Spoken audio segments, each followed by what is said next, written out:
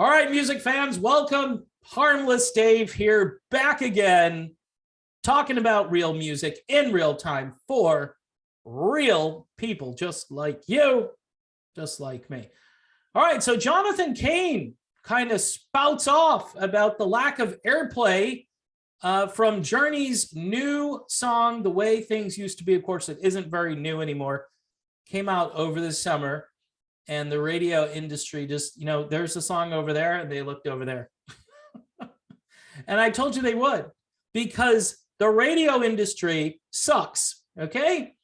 They suck, and they've sucked for a long time. Now, for those of you Journey purists expecting a Steve Perry open arms thing, when you've got Neil Sean chomping at the bit, literally, like, he wants to play some crazy guitar licks, and he does. This song has an insane solo. In fact, me and my buddy Sleeve Saturday, we did a whole video about just talking about the new song, because we're like, hey, it's a new Journey song. Let's cover this. And we did. And the pros and cons, I think it sounds a little different, and so does Jonathan Cain. And it's an interesting article. Supposedly he's talking with ABC Audio, which is, I guess, the low-res version of ABC Video. I'm not sure, but Jonathan Cain, who pretty much likes everything and has a real positive outlook on life. The glass is always half full in the world of Jonathan Cain.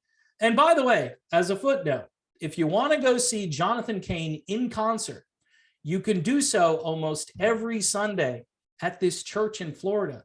It's called City of Destiny, up in Apopka, Florida, where his wife, Paula White Cain, is the preacher at the church. And John, well, he's like the worship leader. So that's pretty crazy. So if you want to see Jonathan Cain up there, sometimes he's behind the keyboard. Sometimes he's right out front with the rest of the worship team. I got to tell you, it's a little surreal. I've watched a few of those broadcasts. I'm like, hey, it's Jonathan Cain. He's singing. He's actually doing stuff. He's busy. And he'll sing worship songs. I think he'll occasionally do a song from one of his Christian albums, which, by the way, are getting a lot of positive press, whether you like that style of music or not, whether you like the message in there or not. I really like the message in most of it. And I think John has actually gotten better as a singer and as a writer of Christian music. Of course, he was always a pretty decent songwriter, right?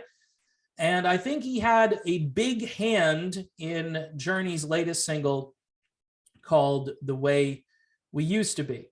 Now, another footnote, if you're going to Vegas tomorrow night, you're going to the Coliseum, you're going to get Journey with a full orchestra, and they're going to film it.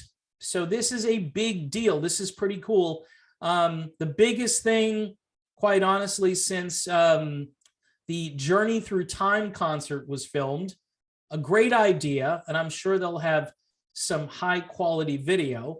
And who knows, maybe a nice live album. Jonathan Cain says that he's really excited about the concert, which he says will be filmed. It's a 24-piece orchestra led by a conductor from the University of Las Vegas, and the performance will showcase the band's greatest hits. He goes, it will be an amazing evening.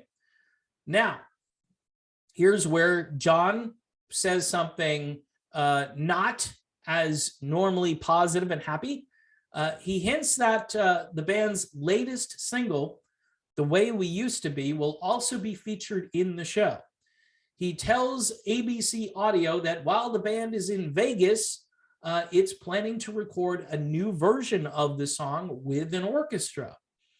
Cain admits he's been disappointed with how The Way We Used to Be has been received since its release in June. Now, full stop here. Is the song good? Yeah, it is good. Does it sound like typical Journey? No. Again, I did this video with my friend Sleeve Saturday, and we broke this down, and there are positive things about this song, and it's a multifaceted reason as to why this song is not getting any radio airplay. Number one, the radio industry is bought and paid for. Number two, ageism. Number three, this isn't typical Journey. It's not Open Arms. And look, I don't understand the music industry anymore.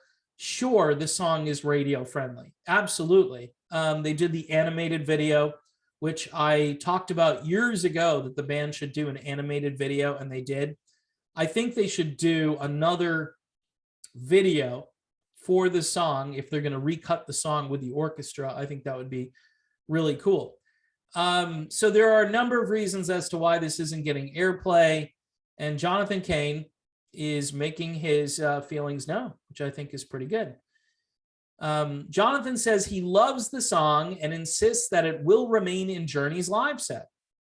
He goes, so if you don't like the song, too bad, he declares. You're going to have to sit and listen to it. I love that. You know why I love that is because of the casual audience, and this is what Cain is kind of addressing. Because there are a lot of rich people out there who attend shows just because they can. It's like, what do you want to do tonight? I don't know. We could go to the fancy restaurant. Oh, look, Journey's playing a concert with a full orchestra. Want to do that? Yeah, we'll do that. Do you know a lot of Journey songs? Yeah, I know. Don't Stop Believin' and Open Arms. Wow, we must attend, you know? And I'm sitting here, Bueller, hey, I know most of the catalog. I know most of those first three albums where Jonathan Cain and Steve Perry weren't even present. Come on, call on me, right? But no. By the way, Jonathan, if you want to fly me to Vegas, there's really not a lot of time, but you know, maybe next time, maybe you'll come to Florida and we can work that out. But you know what also is kind of interesting is if you want to see Jonathan Cain in concert and you live in Florida, you can make a trip to a church called City of Destiny in the beautiful town of Apopka, Florida, where John leads worship, plays keyboards almost every Sunday. You can see him up there, and I don't know, the love offering might be the cost of admission, and technically you don't even have to give that, but you might want to, right? Good idea, Paula White, marrying Jonathan Cain. You know, you get him in there, right? You get him in there with the music, and then you hit him with the gospel message. So you can't really argue with that kind of marketing, right? I think it's good. Hey, they're still together and things seem pretty good between them. So it certainly wasn't a gimmick. I think it was real. The story of how they met is actually pretty interesting on the airplane. But getting back to Jonathan Cain, he goes on to say, it's just something different, meaning the song. We don't have anything like it in our set, and Neil plays so well on it, and the fans really receive it, you know? So he's saying the fans like it, but the industry doesn't like it. And I've been railing against this industry for a long time because this song should be on the radio. It's Journey, for crying out loud. You know, I mean, look, I get it. And I'm no help when it comes to Arnell. I think Arnell is a little burnt out, but on this record, he sounds fine. In the studio, he sounds fine. This is very robust, the way the rhythm section hits you. And it's also, like he says, it gives Neil a great opportunity to stretch out, and he does play really well on the track. And I don't know what it has to take. I don't know what gives and why the record industry, the music world in general, won't play a new song by the band Journey, you know? But this is just the way things are, not the way things used to be. I have one other conspiracy theory about the song. And some of you are going to hate this. Some of you who've been watching me lately are going to understand where I'm coming from. So the song is about going back to the way things used to be, right? Does that fit the corporate narrative right now? Oh no, we're locking down again. The Dodge Omni variant is here. Everything is bad. Double up on the medical devices that you need to wear around your head. I mean, it's never going to end, folks. So there's no way we can go back to the way things used to be. And by the way, if that song were playing on the radio all over the place, people would go, yeah, you know what? I do want to go back to the way things used to be. I don't want to be hypnotized forever. I would like to break out of this at some point. But, you know, if you're giving somebody a subliminal message through a song, you know, they're walking through the airport and the way things used to be comes on over the loudspeakers, they might be like, maybe I shouldn't get on this airplane. Maybe I should resist wearing this thing around my face. Maybe I should just boycott the whole thing and go back to the way things used to be. I know my theory is really out there, isn't it? But, you know, if it said, like if the song title was Locked Down the Way We're Supposed to Be, and you could just change up the lyrics. In fact, maybe Jonathan Cain, Arnel Pineda, and Neil Sean, you guys should rework the song where it's locked down as we should be. Locked down as we should be. Because it, you know, it's the same amount of singing involved, and I'm sure Arnel can adapt, right?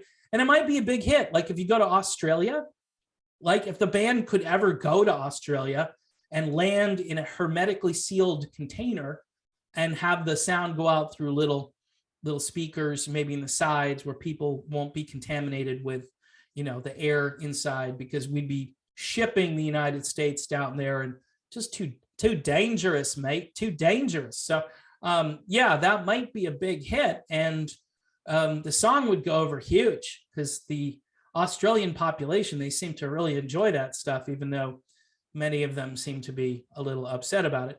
So let me finish off this article because there are some other things that are said.